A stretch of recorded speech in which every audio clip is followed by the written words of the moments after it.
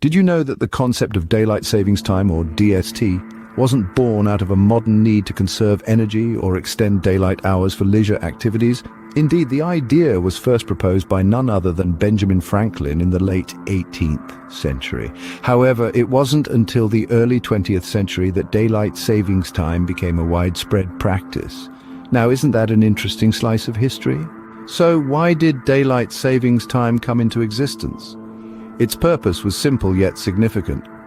During the First World War, Germany advanced their clocks by an hour to save fuel needed to produce electric power. This unexpected move was quickly adopted by other countries to conserve resources during the war. The primary aim was to make better use of daylight during the longer days of the year by shifting an hour of daylight from the morning to the evening.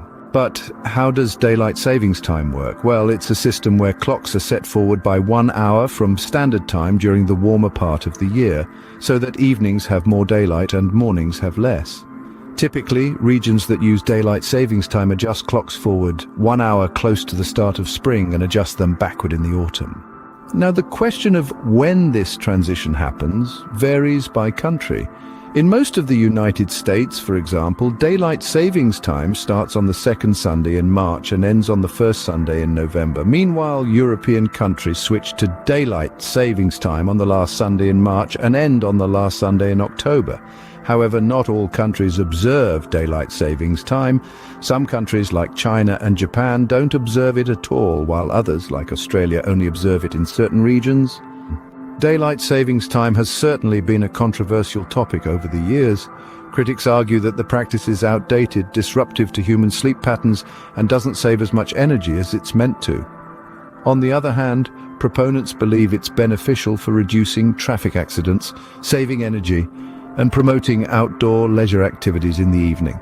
It's fascinating how what started as a wartime strategy has evolved into a global practice with diverse opinions and a mix of adaptations, but it begs the question, considering the mixed bag of pros and cons, should we continue observing daylight savings time?